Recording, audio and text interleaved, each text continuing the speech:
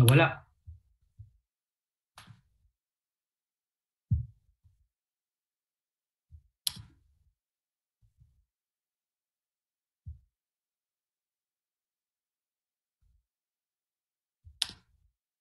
Nawala. Naglalaro na naman si Banyes. Oo. Hindi lang ha.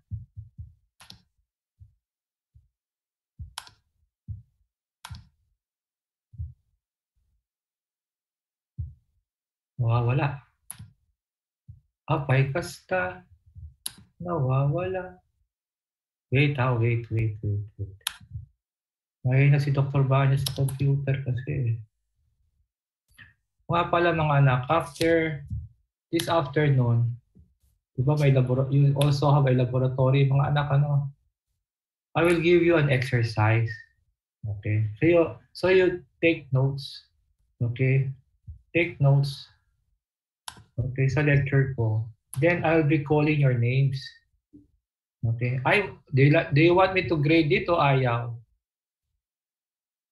Hindi kayo Do you want me to grade it o ayaw? Narinig niyo ba ako? Do you want me to grade the exercise this afternoon na ayaw? O bakit si Belaro sabi ni Belaro, ayaw. Ay, huwag kayo matakot. Hindi ko kayo tinatakot. Hindi ko i-record yun. I just check kung talagang you are listening. Kasi I have your names here. I have your section, ano kayo? Section B. Andito sa section B. Abdul Wahid, Abinal. Tama yan, no? I will be calling your names. Okay? Answer. I think 50 kayo, ano kayo? 45, ano? Tag-iisa kayong question. 50 questions yun eh.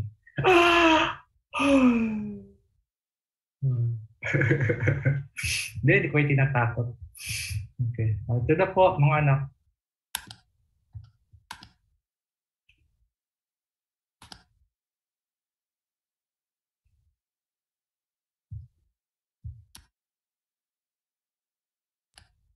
You know my number na? Dr. Ponce, do you know my number? Yes po, Doc. You just text me ha, if in case something's wrong, ano? Okay po, Doc. Can you see my slide? My slide? Yes po, Doc. Okay.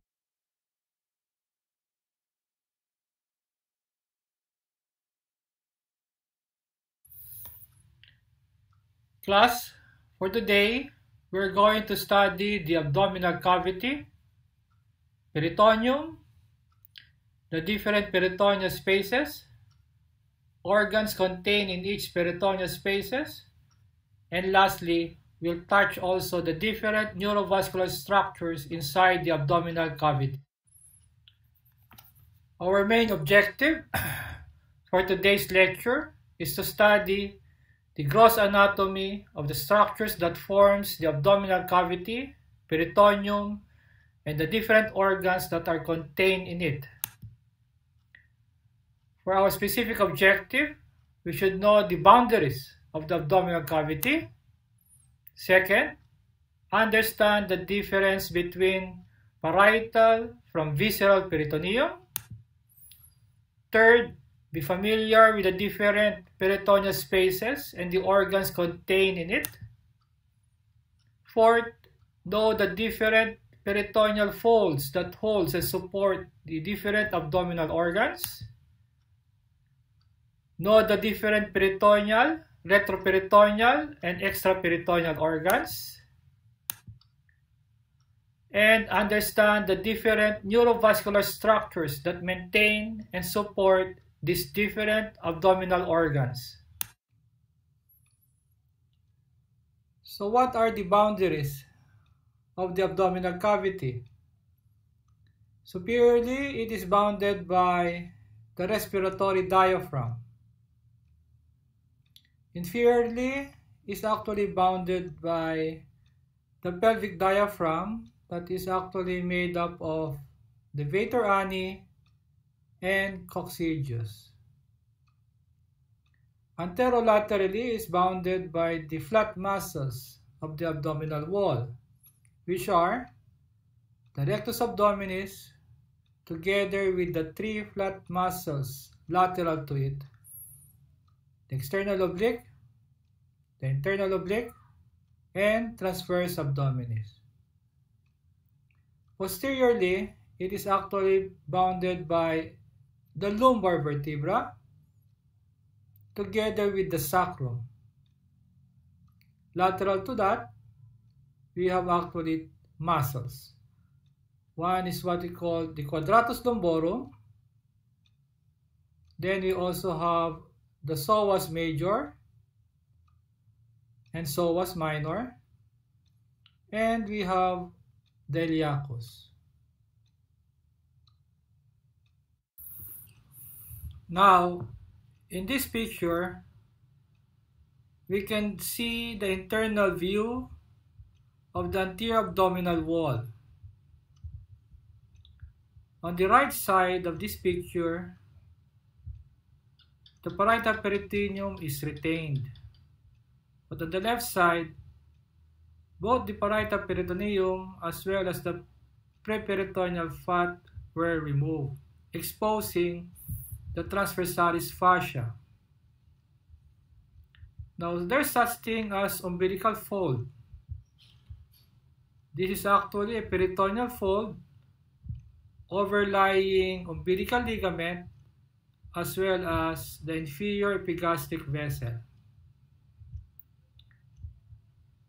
The most lateral of this is actually the lateral umbilical fold, which actually overlies the inferior epigastric artery as well as the inferior epigastric vein, both of which are actually branches of the external iliac vessels. The medial umbilical fold actually overlies the medial umbilical ligament. And the most medial of this fold is the median umbilical fold that actually covers the median umbilical ligament. Now, on the left side of this picture, you can see, because it is exposed, the median umbilical ligament. Actually, that is actually before the urachus, which was obliterated, becoming now as the median umbilical ligament. You can also appreciate lateral to that the medial umbilical ligament, which is actually before is actually the umbilical artery that upon delivery of the baby and when the umbilical cord was cut, few days later that artery obliterates. So these two ligaments are both the median and the medial umbilical ligament are false ligament, because for it to be a true ligament at start it should be a ligament, not previously a tube. Okay? Now, peritoneum is a thin serous membrane that lines the wall of the abdominal and the pelvic cavity and clothes the viscera.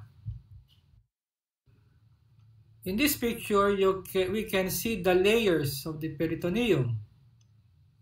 First, we can see what we call the parietal peritoneum that lines the walls of the abdominal and pelvic cavity. In this picture, it is represented by the blue line. We can also see the visceral peritoneum that covers the organs inside the abdominal cavity.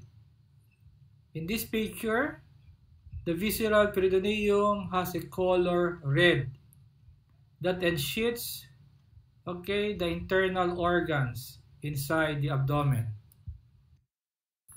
So what are the functions of the peritoneum?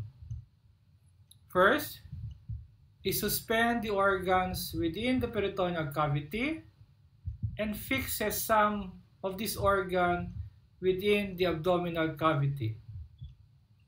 It also acts as a storage of large amount of fat in the peritoneal ligament. A good example is the greater omentum.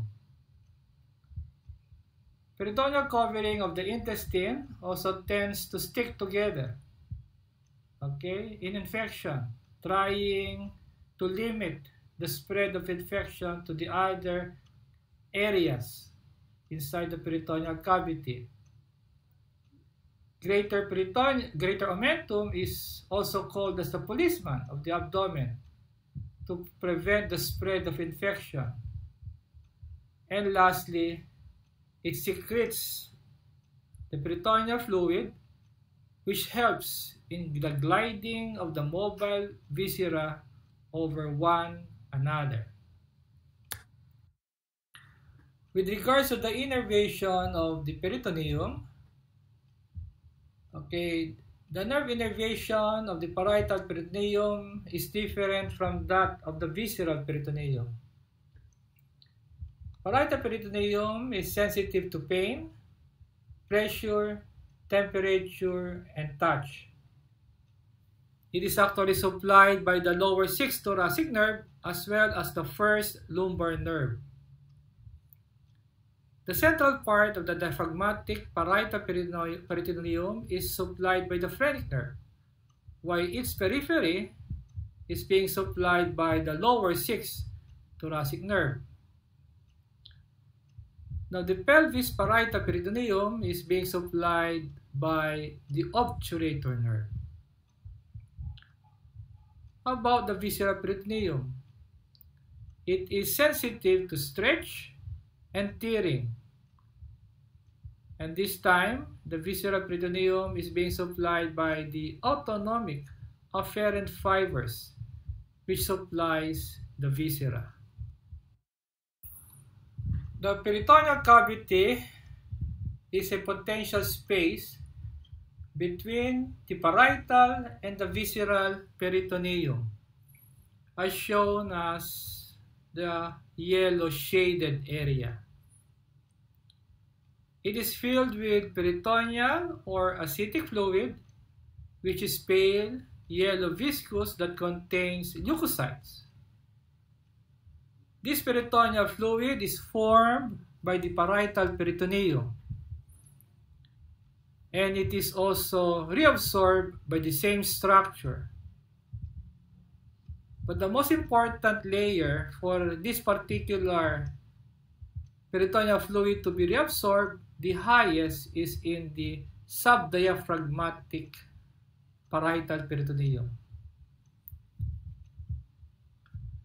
Now, the cavity is closed in male, but in female, there is a communication with the exterior through the uterine tube, also called the fallopian tube, the uterus, and vagina. It is for this reason why pelvic inflammatory disease is much more common in female and seldom happens in male pelvis. Abdominal visceral organs can be classified based on its visceral peritoneal covering. We can classify them as to peritoneal or intraperitoneal, retroperitoneal, and extraperitoneal abdominal organs. It is a peritoneal or intraperitoneal organ if the organ is almost totally covered by a visceral peritoneum. Take note that there is no visceral abdominal organ that is totally covered by a visceral peritoneum, for it is absent at the attachment of its arterial supply and venous and lymphatic drainage. The peritoneal or intraperitoneal organ are as follows. stomach and the first part of the duodenum, the entire jejunum and ileum, also the cecum, which is attached appendix, transverse and sigmoid colon, and the upper 1/3 of the rectum. Also the tail of the pancreas, the liver, and the spleen. Uterus and fallopian tube as well as ovaries are also our peritoneal organs. Now, retroperitoneal organs are actually organs that lie behind the peritoneum and is only covered with visceral peritoneum at its anterior surface. Now, we call it as primary retroperitoneal organ if that organ is not a part of the digestive system. These are the kidney, the ureters, the urinary bladder, the suprarenal gland, the abdominal aorta, inferior vena cava, and the renal and gonadal vessels. We now considered an abdominal organ as secondary retroperitoneal organ if it lies behind the peritoneum and is a part of the digestive system. We start with the abdominal esophagus. We also have the second, the third, and the fourth part of the duodenum, both the ascending and the descending colon, the middle 1/3 of the rectum, and lastly, the head and the body of the pancreas only. There's also a organ inside the abdominal cavity that has no peritoneal covering at all. Hence, it is being termed as extra peritoneal organ. And a good example of this is the inferior rectum. Now, the peritoneal cavity has two subdivisions. First, the greater peritoneal sac. This is the main peritoneal compartment extending from the respiratory diaphragm down to the pelvic diaphragm. It is represented by the brown shaded area in the picture. Next is the lesser peritoneal cavity, also being termed as the omental bursa, represented by the blue shaded area of the picture. It is a pouch situated behind the lesser omentum in the stomach and in front of the posterior abdominal wall and also in front of the pancreas, the head and the body of the pancreas. It extends upward as far as the diaphragm and downward between the layers of the greater omentum. Now, the greater and the lesser peritoneal cavity has a connection or maybe serve as a door. And this door is what we call the epiploic foramen. Other books, they call that foramen of Winslow. In the picture above, you can see a probe that was placed at the subhepatic space. Then it enters the epiploic foramen in order to be there inside the lesser sac.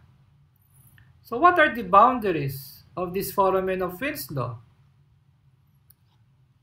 Actually, anteriorly, it is bounded by the free border of the lesser omentum, being termed as the hepatoduodenal ligament. In this ligament, it supports the common bile duct, the hepatic artery, and the portal vein. Now, the posterior boundary of this foramen is served by the inferior vena cava, as shown below the picture below. Superiorly is bounded by the caudate lobe of the liver, and inferiorly it is bounded by the first part of the duodenum. Omentum is actually a peritoneal fold.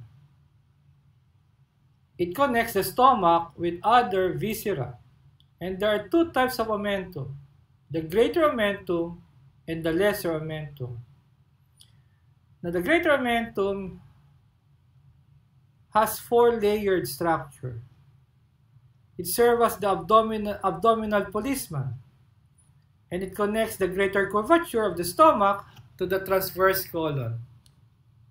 It hangs down like an apron in front of the coils of the small intestine and is folded back on itself to be attached to the transverse colon.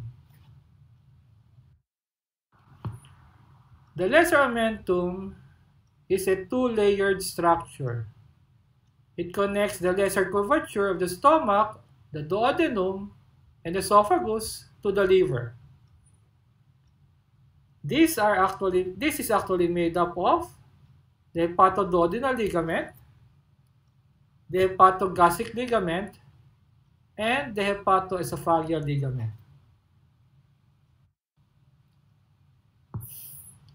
Mesentery is also a 2-layered fold of peritoneum, connecting and supporting part of the intestine to the posterior abdominal wall.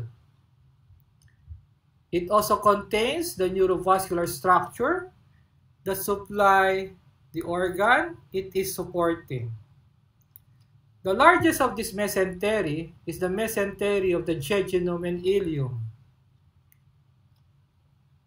And actually, it is attached between T12 and L1 vertebra, and also goes downward and to the right side, touching the iliosacral joint. This is a very big mesentery containing branches of the superior mesenteric artery and the tributaries of superior mesenteric vein, supporting the jejunum and ileum. Next is the transverse mesocolon that supports the transverse colon.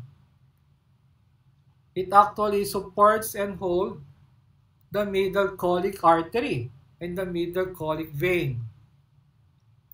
Then we have the mesosigmoid. The mesosigmoid supports the sigmoid colon and also contains the sigmoid vessels. Lastly, some books considered the mesoappendix as also a mesentery supporting the appendix and also contains the appendiceal artery. Peritoneal ligament is actually a 2-layered fold of peritoneum that connects the solid viscera to the abdominal wall or to another viscera. So one solid organ in the abdomen that has peritoneal ligament is the liver. There's such thing as the falciform ligament that connects the liver to the anterior abdominal wall. There are also 2 coronary ligaments, as well as the right and the left triangular ligament of this organ that connects the liver beneath the surface of the diaphragm as its support. Another solid organ inside the peritoneum that has a peritoneal ligament support is the spleen. First is what we call the gastrosplenic ligament, connecting the spleen to the fundus of the stomach. It is here where the short gastric artery is located. Hence, before cutting this ligament, make sure that you can control first, the short gastric vessel so that it will not bleed during the operation or during the surgery. Next is what we call the splenorenal ligament, connecting the spleen to the left kidney. Another is what we call the phrenicosplenic ligament, okay, connecting the spleen to the diaphragm. And the last is the splenocolic ligament, connecting the spleen to the splenic portion, splenic flexure of the colon. Now, the splenorenal, the phrenicosplenic, and the splenocolic ligament are avascular. Hence, if you cut it, there's no danger for it to bleed. Peritoneal pouches are actually located in the pelvic cavity. It is a pouch that's formed by the peritoneal fold between two viscera. One is what we call the rectovesical pouch. It lies between the rectum and the urinary bladder in the male, as shown with the blue arrow. This is the most dependent space in the peritoneal cavity. Next is what we call the rectouterine pouch and the vesicouterine pouch. Both of these pouches are seen in the pelvic cavity of female. Rectouterine pouch lies between the rectum and the uterus, while the vesicouterine pouch is between the urinary bladder and the uterus. Now, between the rectouterine pouch and the vesicouterine pouch, the rectouterine pouch is more dependent than that of the vesicouterine pouch. Peritoneal recesses are actually pockets of space that looks like pouches of peritoneum. And actually, there are 3 peritoneal recesses. First, we have what we call the duodenal recesses. It has 4 small pockets like pouches of the peritoneum. First, we have what we call the superior duodenal recess. It also has an inferior duodenal recess, paraduodenal recess, as well as the retroduodenal recess. The second recess is what we call the cecal recess. It has 3 small pockets like pouches of peritoneum. You have what we call the superior ileocecal recess, the inferior ileocecal recess, which is avascular, as well as the retrocecal recess.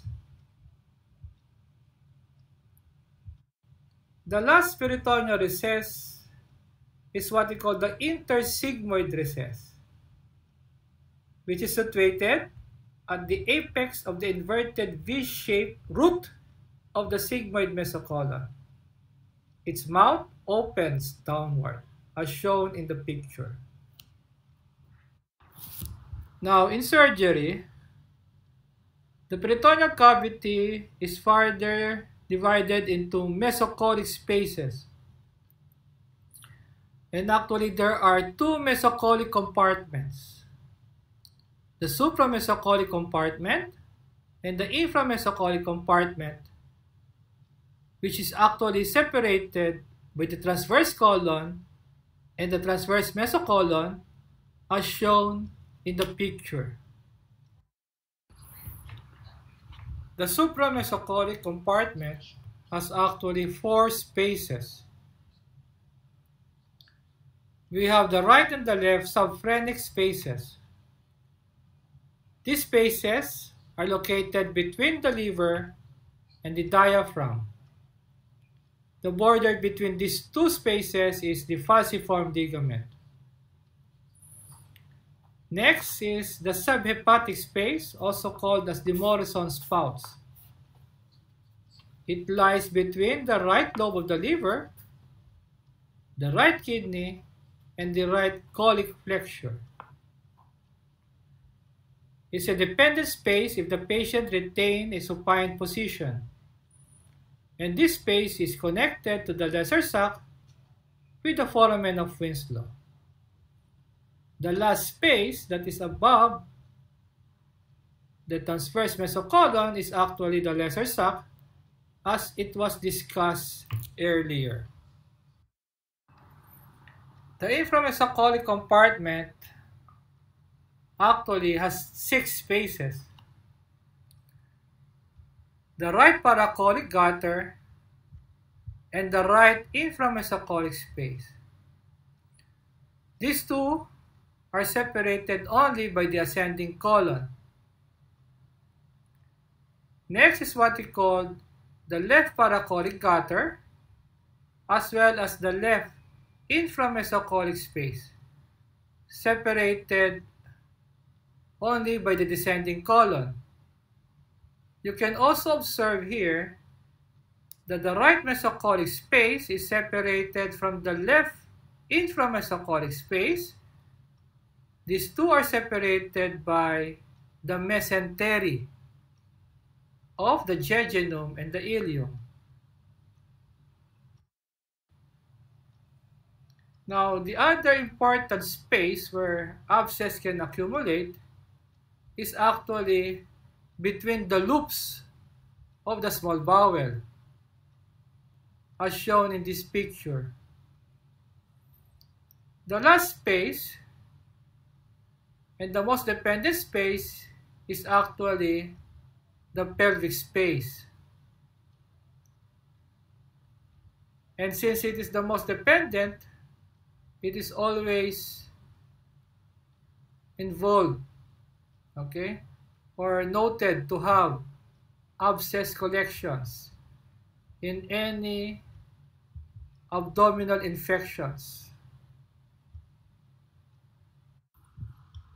Now, in this picture, we can see the flow of the peritoneal fluid and possible abscess in the peritoneal cavity. We can observe that almost all spaces, both from supramesocolic and inframesocolic areas, drains into the pelvic space, considering as the pelvic space as the most dependent space in the peritoneal cavity. Okay, doctors.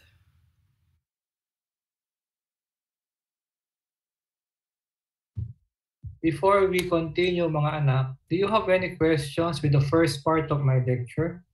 Because yung sunod po is the second part. And during the face-to-face before, that is actually discussed separate.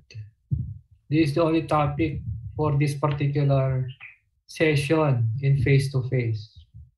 But now, Dr. Valera, we have to pray for him for his good improvement. He incorporate now the neurovascular structures together with the peritoneal and abdominal cavity. Do you have any questions? Do you want me to elaborate something there na gusto nyo? Sabihin nyo lang, we will go back. Can you see now my slide? Para magalaw ko mga anak ha, I want to emphasize something Yan lang ha.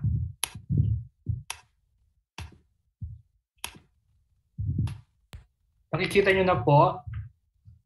Yes po, Doc. Yes po, Okay. Doc. Babalik ako ha. I just want to emphasize something.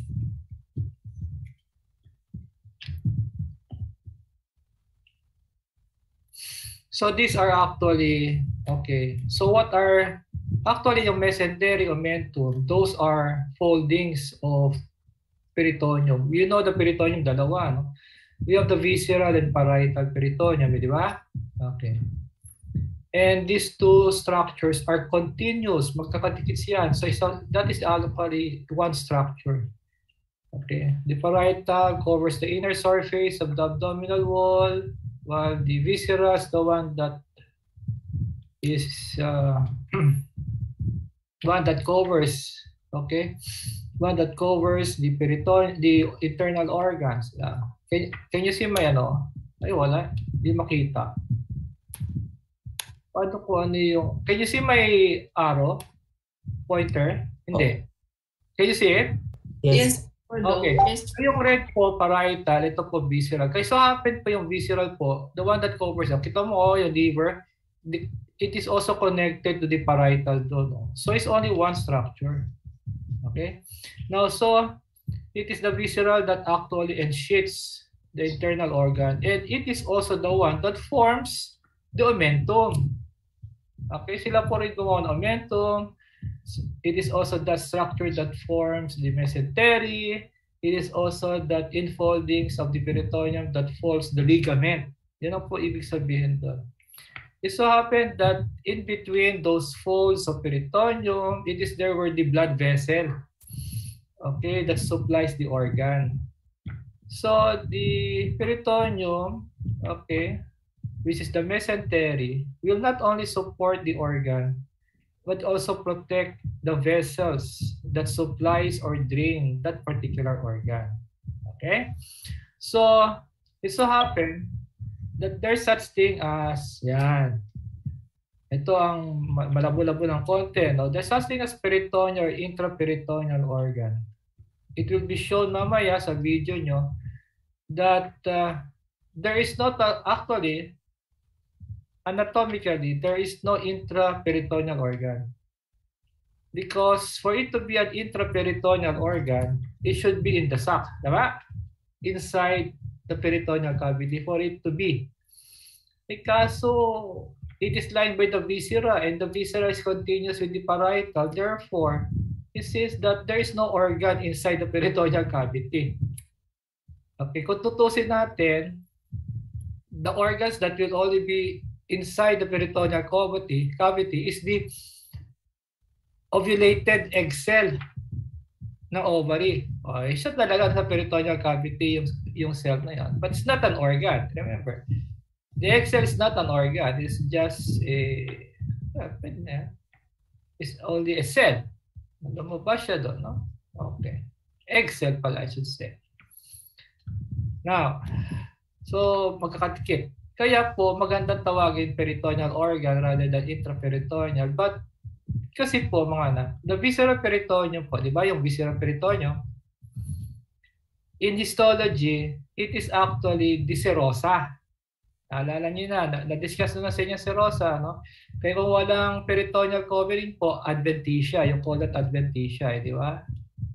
The connective tissue, the outer layer without visceral peritoneum, you call that adventitia, but according to Dr. Vivar, if it has a peritoneal covering, you call that serosa. Therefore, it's already a part of the organ. Kaya some anatomists state, since the visceral peritoneum is already a part of the organ, that it seems that it is inside the peritoneal cavity. Tama? Okay.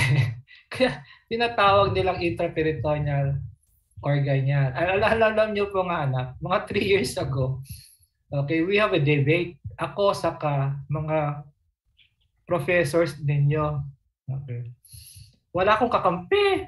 Kawawang Banyes. Emphasize ko na there is no intraperitoneal organ. Kasi that is one of the questions that I asked. Ang daming tumayo, sabi, merong intraperitoneal organ kasi it is stated in surgical books. Tayo ay yung mga surgeon. Surgeon din ako, pero ako yung di naniniwala. Kawawang Banyes nag-iisa. So I have to defend myself. Tumayo ngayon si Kapulong. Well, Dr. Banyes has a point of that there. No? Kaya lang, then I think the point naman na is a part of the organ already, then we can also call that as intraperitoneal because it's already a part of the organ. Okay? Pero histologically and anatomically, it is not.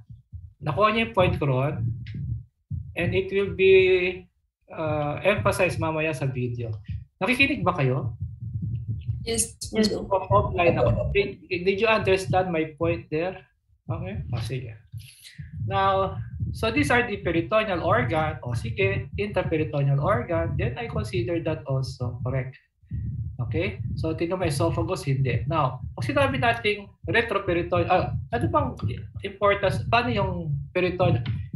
At di yung bilog. Can you see me? Can you see my hand?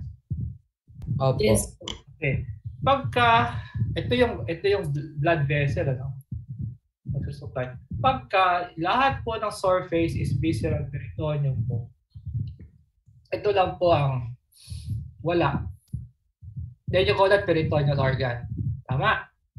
Kaya po, binanggit ko sa inyo, at hindi naman kumontra yung mga kasama ko, that there is no abdominal organ that is completely covered by peritoneum. Kasi yung attachment of the blood vessel, siyempre walang peritoneum doon. Or else, there will be no blood supply to the organ. So the area where the attachment of the blood vessel are the surface of the organ that has no visceral peritoneum. Kaya there is no visceral peritoneum, that is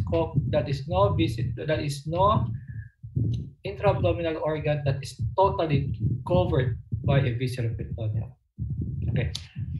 Now, kaya lang po mga anak, if in most anatomy books, if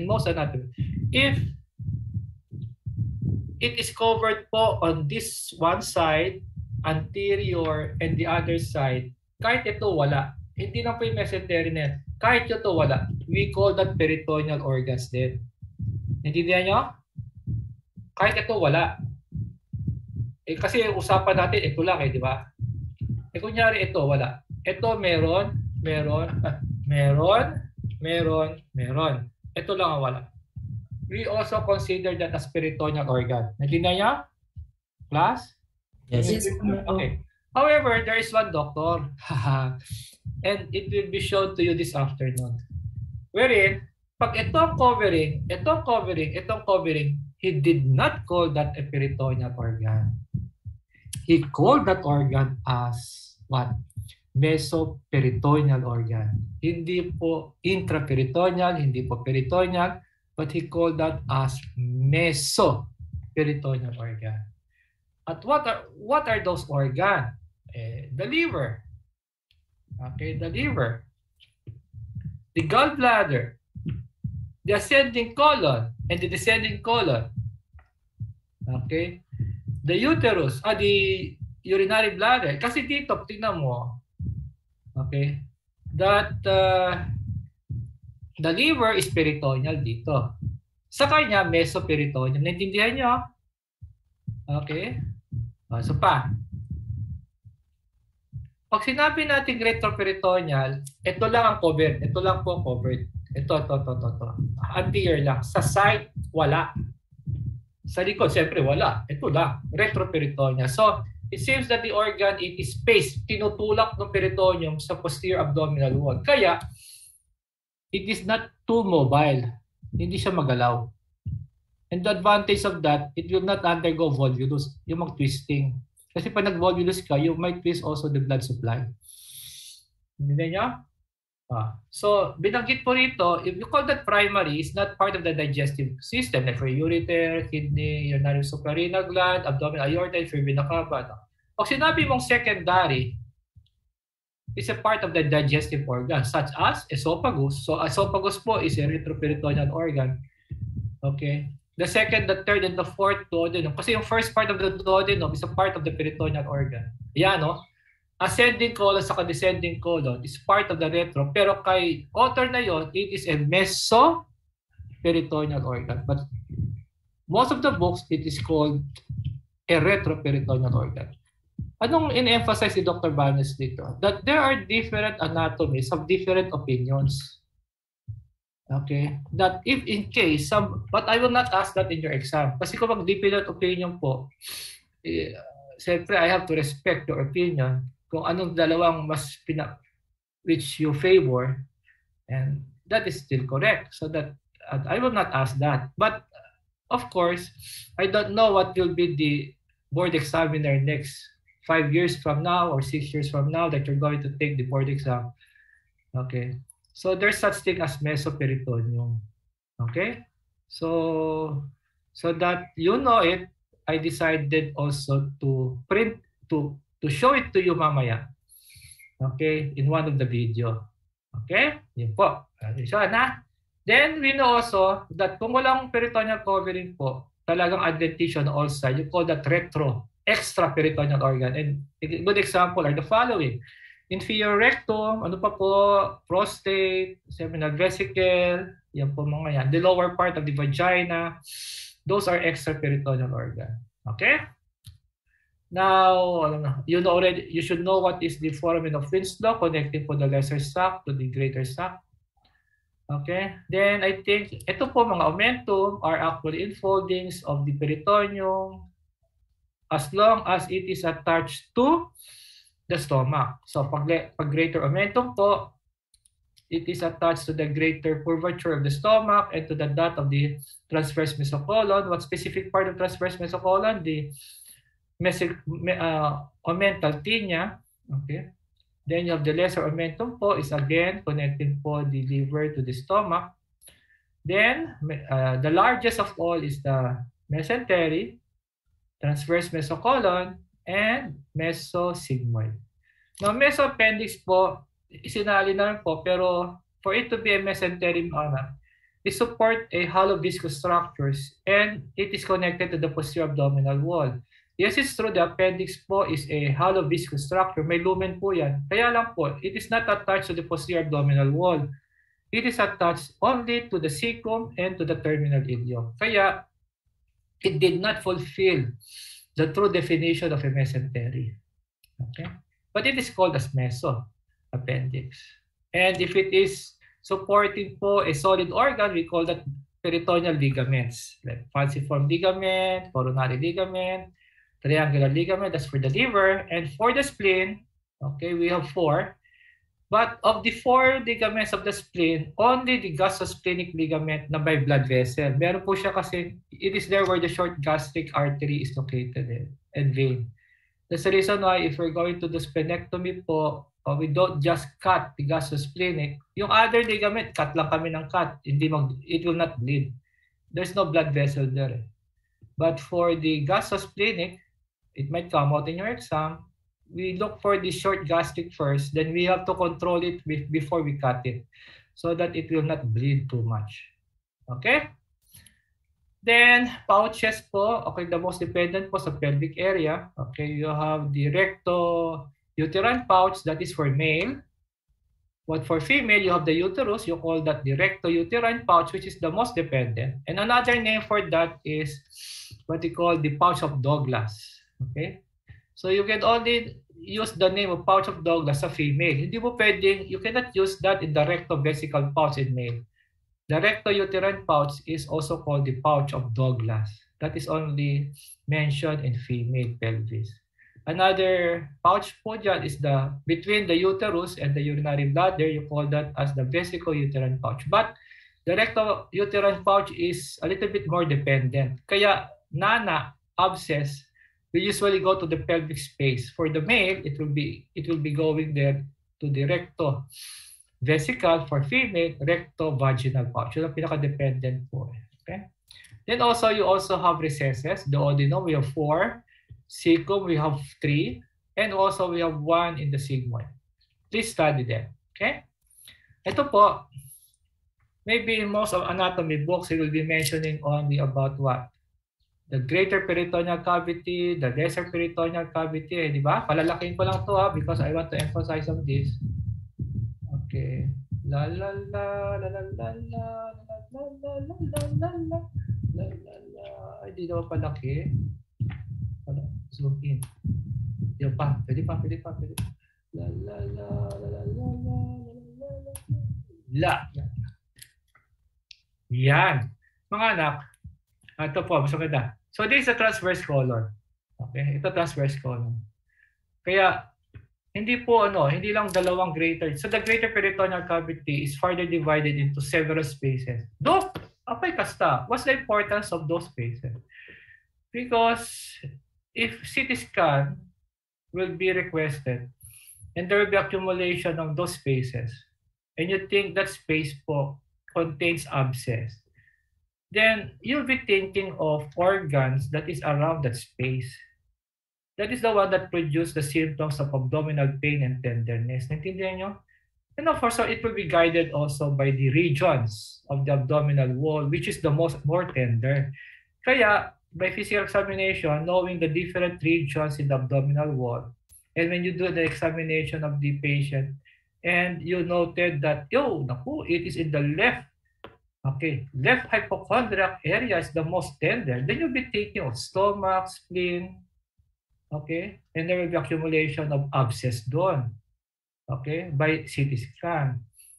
You will not be thinking of appendicitis, left upper, ang appendix mo is right lower. So knowing this, the regions and also the CT scan finding, kaya po in surgery, we divide the peritoneal cavity, the greater peritoneal cavity into spaces which be more informative, in getting a good diagnosis. Nakuha nyo? Okay. Now, above, we divide po into two.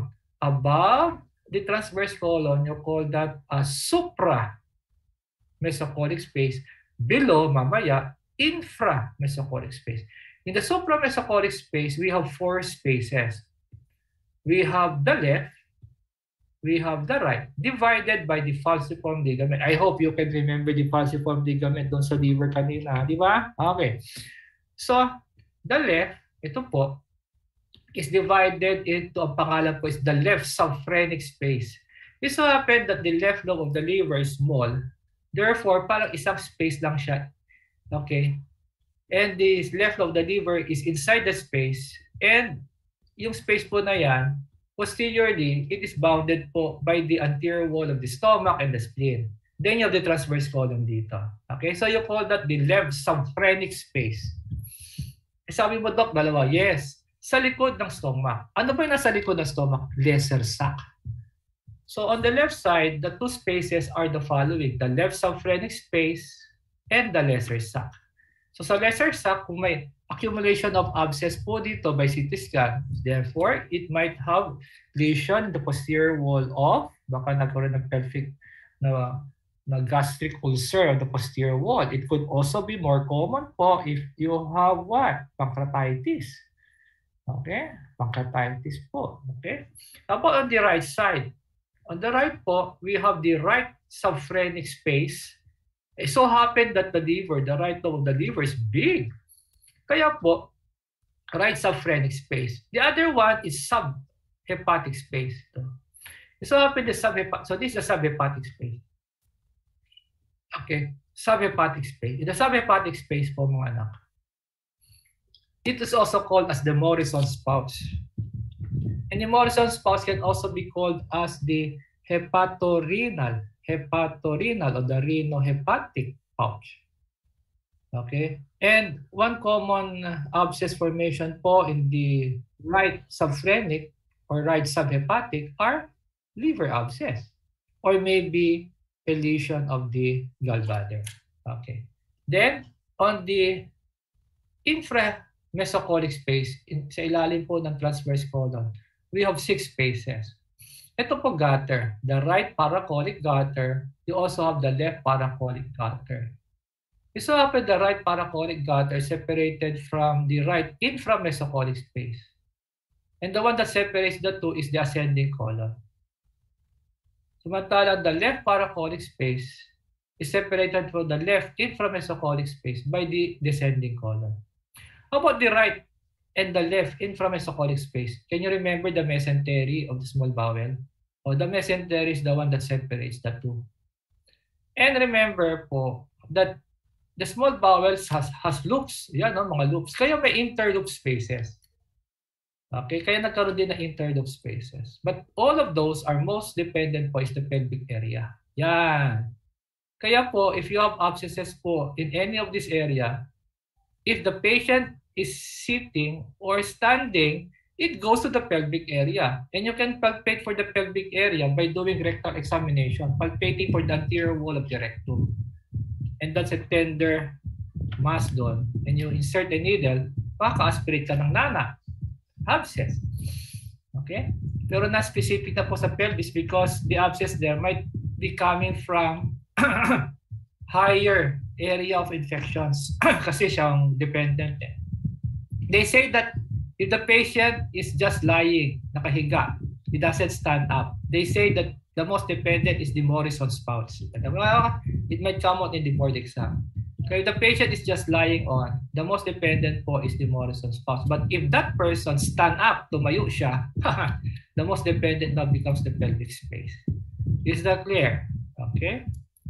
And you can now see the flow of fluid in the peritoneal cavity. Okay. I hope you have any question? Did you understand much better if I explain it like that? Huy! Yes. Huy! Yes po. Yes po, Doc. Panis, kausap mga zombie. Ha? Okay, so we proceed. I'll proceed now with my lecture, the second part. Doc, may question po ako. Oh yes, Dr. Castro. Yung sabi niyo po yung Morrison's pouch po is Yes. subhepatic space po. Pero yung subhepatic space po meron pong right and left. So pareho po ba yun? Subhepatic space is Morrison's pouch or Pagka subhepatic space, the right po? isa na lang po, right na lang. Kasi yung nasa left, lesser sac na siya. Okay po. Okay? Okay But po, thank you, the two Doc. are connected because of the foramen of Wien's law. Oh, naalala mo yung foramen of Wien's law?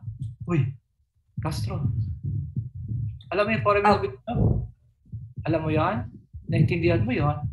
Sige na, anak ko, you have to tell me if you cannot understand, I will explain it. Alam mo, ang foramen of Wien's law?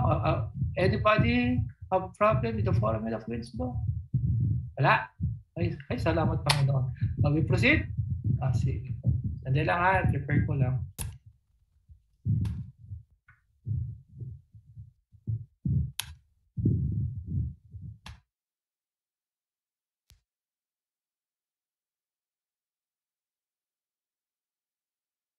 Diretso na tayo ha. Second part of my lecture. Okay, doctors. Let us now study the different organs included in the posterior abdominal wall, part 1. For abdominal wall, part 1, we discuss the neurovascular structures in the retroperitoneal area of the abdominal cavity.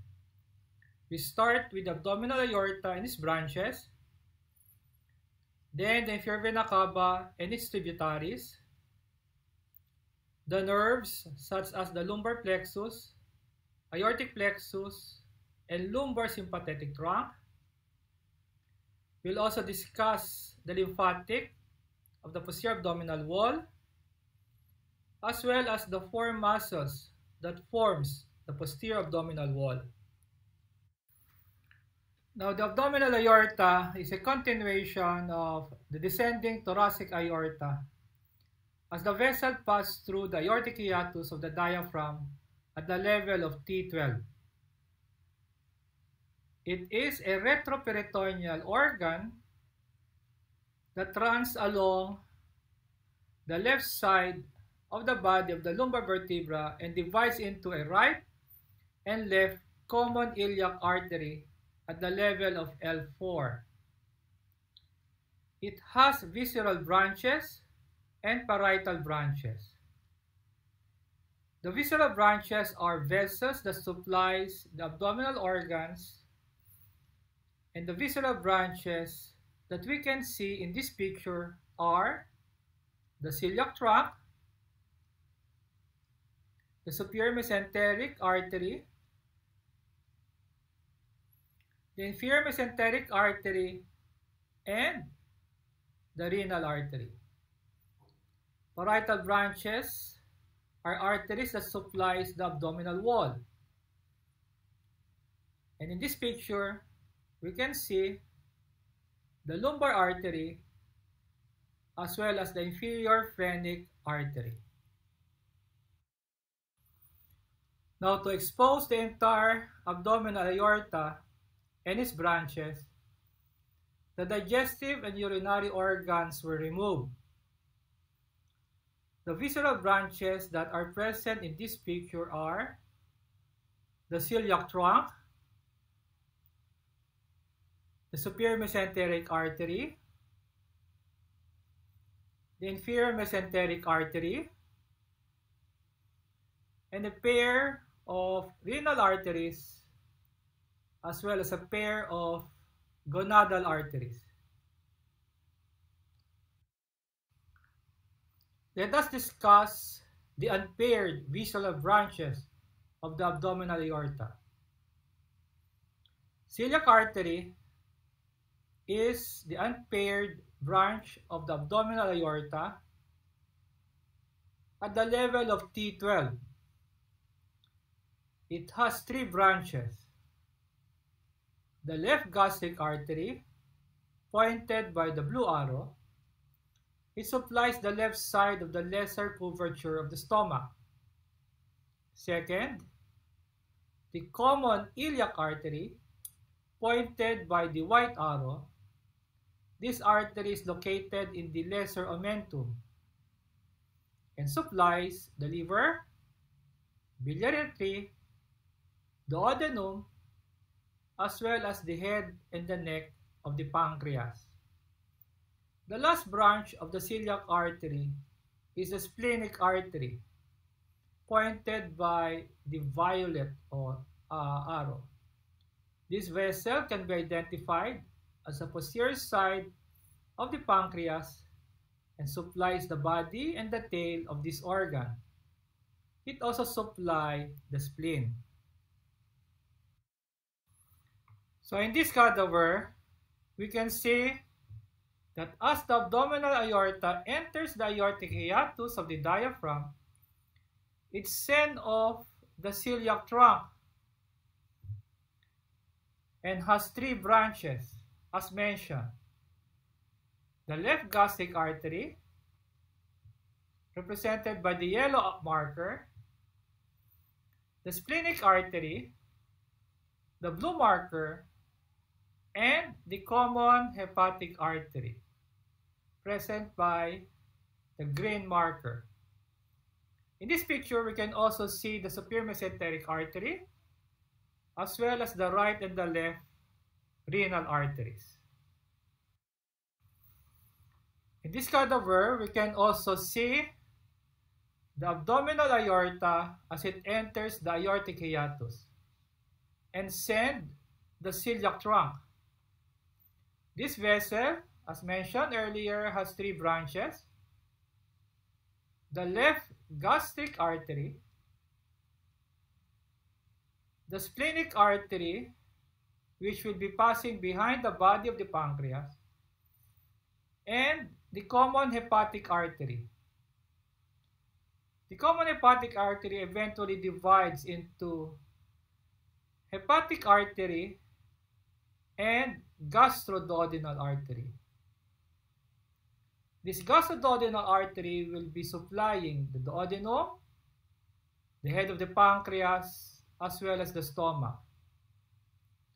It is from the hepatic artery where usually the right gastric artery is a branch of. Now the hepatic artery goes cephalad and gives its terminal branches. The left hepatic artery and the right hepatic arteries, which usually located in the hilus of the liver.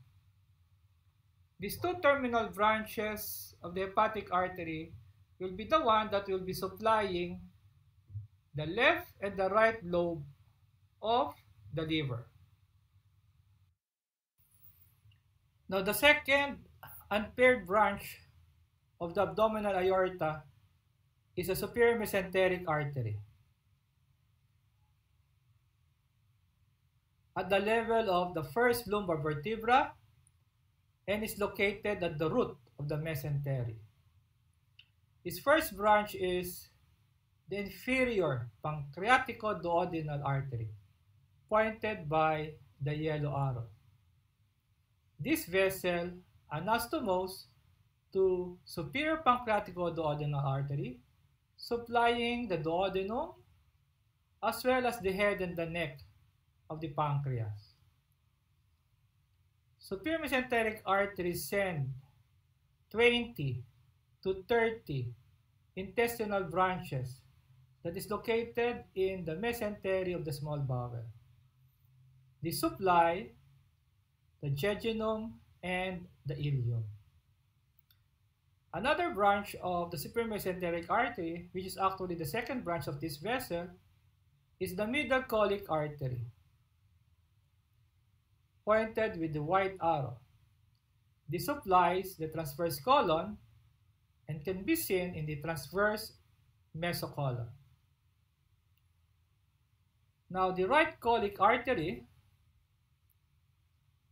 pointed by the orange arrow, supplies the ascending and the hepatic flexure of the colon.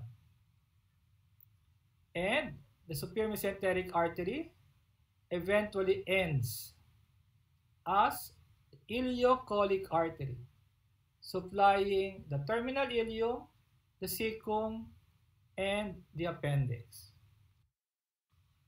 Now in this picture, the superior mesenteric artery is a branch of the abdominal aorta 1 to 1.5 centimeter caudal from the celiac trunk and almost between the renal branches of the abdominal aorta. Now in this slide, we can see the following abdominal organs: the liver, the head and the body of the pancreas, the transverse part of the duodenum, the beginning of the jejunum, as well as the root of the small bowel mesentery. We can appreciate the superior mesenteric artery represented by the red arrow and the superior mesenteric vein pointed by the blue arrow passes beneath the neck of the pancreas, represented by the dotted yellow lines. But these two vessels pass in front of the transverse duodenum. If the branching of the superior mesenteric artery from the abdominal aorta is so acute that is less than 25 degrees, this can eventually cause partial duodenal obstruction, presenting as a symptom of gastric outlet obstruction. In this slide, you can see that the neck of the pancreas was transected, exposing to us how the superior mesenteric artery branch from the abdominal aorta. And on the right side of the superior mesenteric artery is the superior mesenteric vein. In this slide, we can see the following organs again: the superior mesenteric artery, the pancreas, the transverse duodenum, as well as the transverse mesocolon. As mentioned earlier, that the first branch of the superior mesenteric artery is seen in this picture, the inferior pancreatico-duodenal artery, pointed by the red arrow. We can also see the right colic artery, the intestinal branches, pointed by the yellow arrow, as well as the middle colic artery, pointed by the blue arrow. And note that the middle colic artery is along the transverse mesocolon. Okay? For this artery will be the one that will be supplying the transverse colon of the large bowel. Now, the last unpaired visceral branch of the abdominal aorta is the inferior mesenteric artery, pointed by the red arrow. It is a branch of the aorta at the level of the third lumbar vertebra. It has three branches. The left colic artery, pointed by the blue arrow, is the one that supplies the descending colon. Next is the sigmoid arteries, pointed by the yellow arrow, will be the one that supplies the sigmoid colon. And this vessel is located in the mesosigmoid. And the last branch of the inferior mesenteric artery is the superior rectal artery, pointed by the green arrow. It is this vessel that will be supplying the rectum. We can see in this picture that the inferior mesenteric artery is a direct branch of the abdominal aorta. This artery has three important branches. One is the left colic artery. Second is the sigmoid artery. And the third, the superior rectal artery. How about the paired visceral branches of the abdominal aorta? And there are three.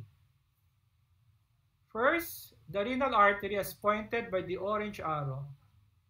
This supplies the kidney and enters the kidney at the hilus of this organ. It is a branch of the aorta at the level between the first and the second lumbar vertebra. For the abdominal aorta is at the left side of the lumbar vertebra. The left renal artery should be shorter than that of the right, and the right renal artery passes behind or posterior to the inferior vena cava in order to reach the right kidney. This right and the left renal artery enters the hilus of the kidney behind the renal veins, but it is anterior to the renal pelvis. In this slide, we can see the two kidneys of this cadaver, as well as its renal artery. But the inferior vena cava, as well as the renal veins, were removed. Now, this is the second paired parietal branch of the abdominal aorta, the middle adrenal artery, pointed by the white arrow. It is this vessel that will supply arterial blood to the suprarenal or adrenal gland. Now, the third visceral branch of the abdominal aorta are the gonadal arteries at the level of L2, pointed by the white arrow. For male, we call that testicular artery, and for female, we call this as ovarian artery. For ovarian artery, it follows the ureter as it enters the pelvic cavity and look for the ovary in the true pelvis, which is the vessel that supplies that organ.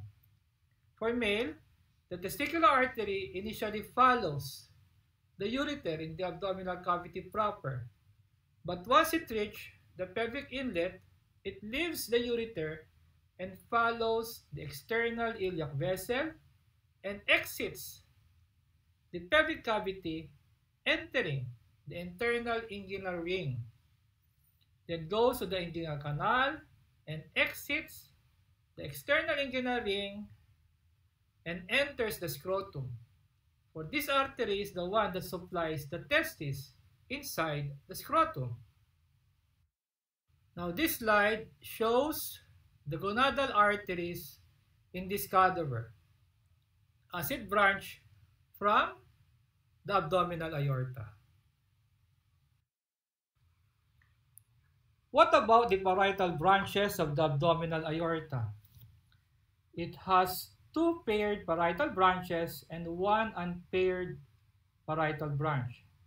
For paired parietal branch, one is what we call the inferior phrenic artery, pointed by the white arrow. It is the first branch of the abdominal aorta and even an earlier branch prior to that of the celiac plexus.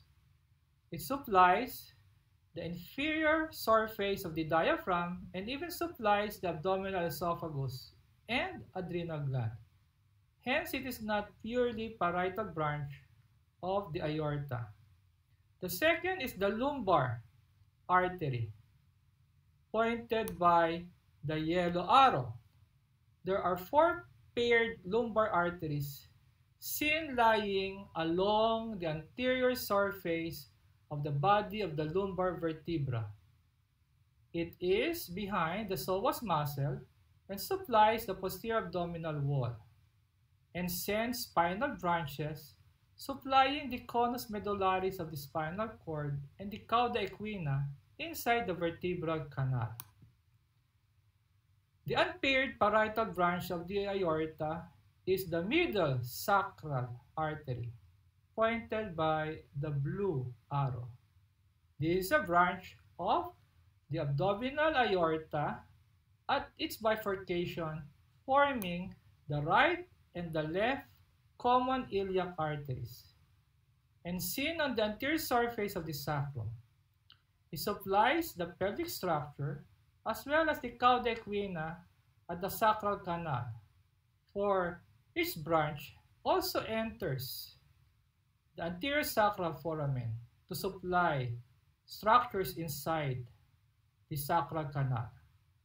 Eventually, the abdominal aorta divides into a common iliac right and left, which eventually divides into internal and external iliac arteries, where the internal iliac arteries supply arterial blood to the pelvic organs, while the external iliac artery passes beneath the inguinal ligament and now becomes a femoral artery.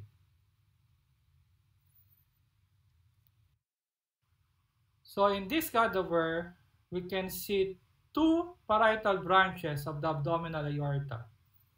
First, the lumbar artery, pointed by the white arrow. For us to see this, the anatomist removed the psoas major and psoas minor. We can also see the middle sacral artery, pointed by the blue arrow. Now, what about the inferior vena cava, as pointed by the blue arrow? It is actually formed by the union of the right and the left common iliac veins.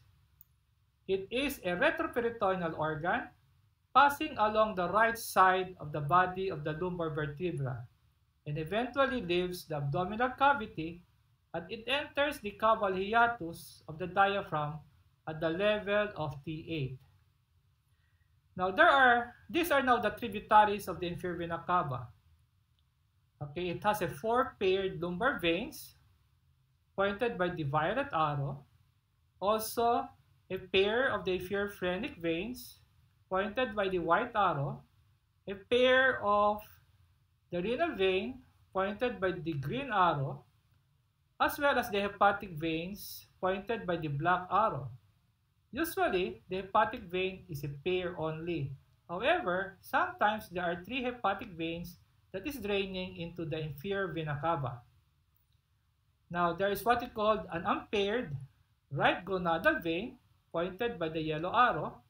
For the male, it is testicular. For female, it is ovarian. Now, what we cannot see here is what we call the unpaired adrenal vein that is actually the right adrenal vein. Now, the veins that drains the gastrointestinal organ, such as the celiac, the superior mesenteric vein, the inferior mesenteric vein, does not drain directly into the inferior vena cava, for the venous blood should first pass through the liver, okay, through what we call the portal circulation, and should be detoxified and should be cleansed. Once it is cleansed and detoxified, the blood will now drain to the inferior vena cava through what we call the hepatic veins. In this cadaver, we can see the inferior vena cava formed by the right and the left common iliac veins, pointed by the red arrow. And before entering the caval hiatus, it receives two hepatic veins, pointed by the blue arrow. We can only see the left renal vein, pointed by the yellow arrow, with the left gonadal vein draining into it. Now, the main structure that collects lymph from all lymphatic trunks below the diaphragm is the cisterna chyli, as pointed by the yellow arrow. This is located behind the abdominal aorta at the level of L1 and L2. It receives lymph from the right and the left lumbar trunks, draining lymph from the abdominal wall and the right and the left lower extremities. It also receives lymph from the intestinal trunks, a collection of lymph coming from the celiac, superior mesenteric, and inferior mesenteric lymphatic trunks. Then all the lymph in the cisterna chyli will drain into the thoracic duct, pointed by the blue arrow. This duct is located also behind the aorta and was formed at the level of T12. It enters the thoracic cavity, passing the aortic hiatus, eventually drains into the left internal jugular vein. Now, the lumbar plexus is a network of nerve fibers formed by the anterior rami of L1 to L4, with some contributions from the fiber of T12. This supplies the skin and musculature of the lower limb. It is located in the lumbar region within the substance of the psoas major muscle and the anterior to the transverse process of the lumbar vertebra. Now, these are the branches of the lumbar plexus. First, the iliohypogastric nerve with the blue marker. It arises from the anterior rami of L1 with some contribution from fibers from T12. It passes beneath the psoas major and cross anterior to the quadratus lumborum and run along the iliac crest. Now, the motor function of this particular nerve is innervate the internal oblique and transverse abdominis muscle of the abdominal wall. Sensory, it innervates the posterolateral gluteal skin in the pubic region. The second nerve is what's called the ilioinguinal nerve with the red marker. Also, it arises from the anterior rami of the L1 and follows the track of the iliohypogastric nerve and has the same motor function of the iliohypogastric nerve. Now, the sensory function of this nerve is to innervate the skin on the superior anteromedial thigh. In males, it also supplies the skin over the root of the penis and the anterior scrotum, while in female, it supplies the skin over the mons pubis and labia majora. The third branch of the lumbar plexus is the genitofemoral nerve with the yellow marker. It arises from the anterior rami of L1 and L2. It usually runs along the anterior surface of the psoas major, and before reaching the inguinal ligament, it divides into a genital and femoral branch. It is only the genital branch that has a motor function of this nerve, innervating the cremasteric muscle located in the spermatic cord, while the sensory function of this nerve is both coming from the genital branch and the femoral branch. But the genital branch of this nerve innervates the skin of the anterior scrotum in male and the skin over the mons pubis and labia majora in female.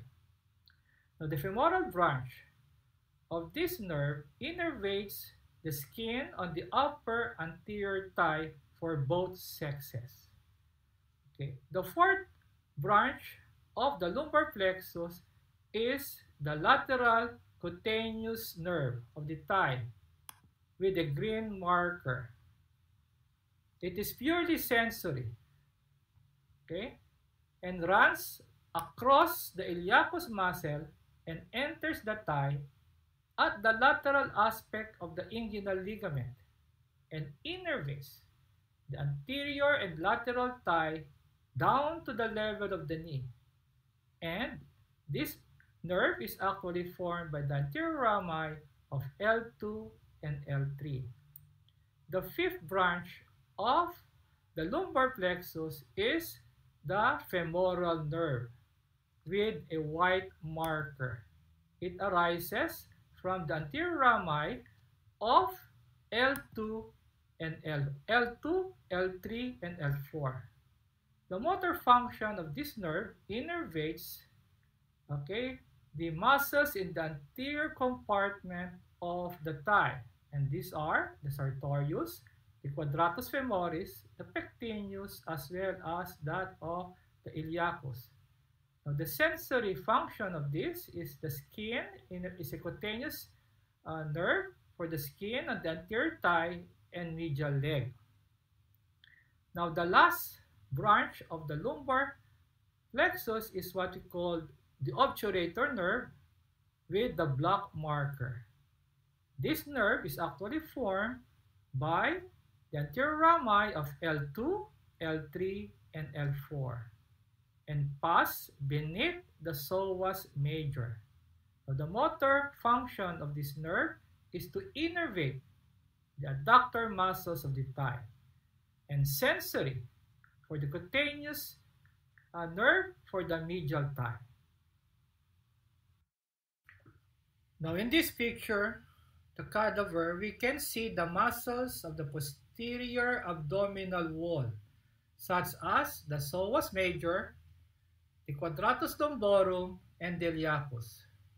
We can also appreciate some of the branches of the lumbar plexus that was discussed, such as the hypogastric nerve, the ilioinguinal nerve, the lateral cutaneous nerve of the thigh, and the genitofemoral nerve. Now, additional branches of the lumbar plexus that can be seen in this cadaver are, first, the femoral nerve that is pointed by the white arrow, as well as the obturator nerve pointed by the yellow arrow. Now, the lumbar sympathetic trunk is located at the side of the vertebral body of the lumbar vertebra, and is just a continuation of the thoracic part of the sympathetic trunk. Now, the lumbar ganglia are paravertebral ganglia located inferior portion of the sympathetic trunk. Usually, there are 4 lumbar ganglions and located deep to the medial aspect of the psoas major. Now, the first 2 lumbar ganglions have both white and gray rami communicantes, which actually joins with the aortic plexus and its visceral branches. So in this slide, what is pointed is the sympathetic lumbar trunk with one of its lumbar ganglion. Now, the aortic plexus of nerves are actually located at the anterior surface of the aorta, from the aortic hiatus up to its bifurcation.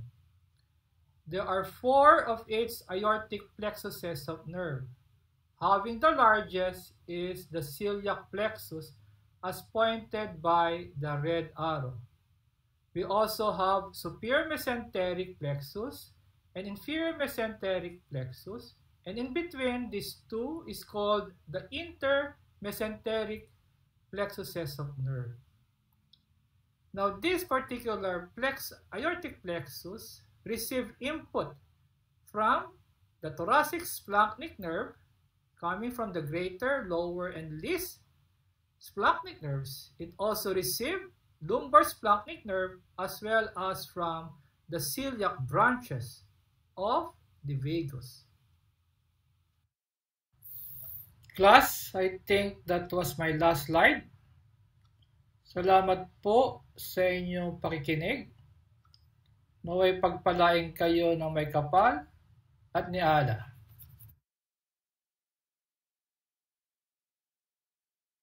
Lala. Open video. Do you have any question, mga anak? Did you understand the second part of my lecture? Okay, there are actually 4. The aorta, parietal and visceral branches, paired or unpaired. That will be discussed again when we're going to discuss the different organs of the digestive system.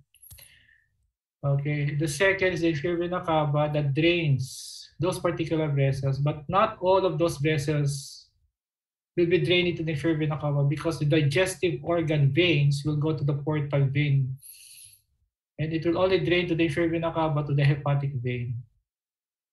Okay, so there are only abdominal organs that drains directly to the inferior vena cava.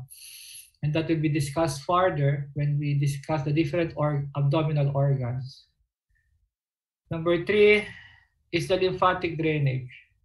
We have the intestinal trunks and the lumbar trunks. Eventually goes to the cisterna chyli. And the cisterna chyli will eventually be draining its lymph to the thoracic duct, which eventually drains to the internal jugular vein. And lastly is what we call the nerve. In the nerve, we have the branches of the lumbar plexus together with the sympathetic chains of ganglion, okay, and the splanchnic nerves. Okay, so those are important structures of the second part of my lecture. So do you have any problem? Anyway, I'll be loading my the audio lecture in the if I have some problem, then I will email it to Judith Ponce, and Ponce will be the one that will share it to all of the classmates of section B. Okay, we only have 14 minutes. Do you have any question before you go to the lab? I'm sorry, but I cannot be with you in the first part of the lab. But I collected several videos for you to understand my lecture much better. Is that clear?